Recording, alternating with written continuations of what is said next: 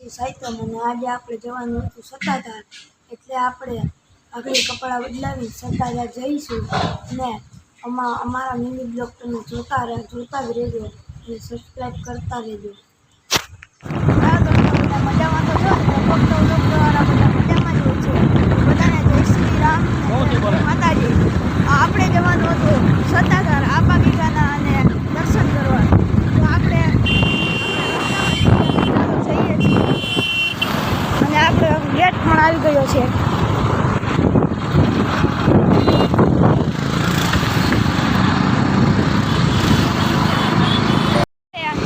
રસ્તામાં જઈ શકીએ છીએ અને આપણે પહોંચવામાં છીએ. તમે જોઈ શકો છો આપણે પહોંચવા આવી ગયા છીએ, પહોંચી પણ ગયા છીએ.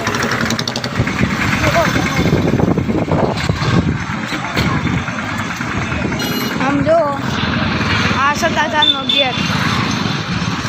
આપણે અહીં ગાડી પાર્કિંગ કરી દઈએ, પછી આપણે ત્યાં તમને અંદર અમે દેખાડીએ.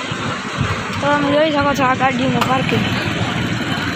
તો ગુલાબ, સાકર, અગરબત્તી અને શ્રીફળ લઈને અમે નીકળી ગયા છીએ આપા ગીગાના મંદિર સાહેબ. ચાલો દોસ્તો, આપણે મંદિર તરફ જઈ રહ્યા છીએ અને મંદિરમાં તમને બહારનો લુક બધું દેખાડી દઈશું, પણ અંદર મંદિરમાં મોબાઈલની પ્રતિબિંબ હોય છે એટલે અમે તમને અંદરનો લુક દેખાડી શકતા નથી. એટલે તમારે અમે બહારનો લુક તમને દેખાડી દઈશું. તમે જોઈ શકો છો બહારનો લુક અમે તમને દેખાડીએ છીએ. એમ જોઈ અમે મંદિરનો લુક નહીં દેખાડી શકીએ, કેમ કે ત્યાં પોલીસ હોય અને ત્યાં મોબાઈલની પ્રતિબિંબ હોય એટલે કે અમે તમને નહીં દેખાડી શકીએ. અને આપણે ત્યાં મંદિર તરફ જ જઈ રહ્યા છીએ.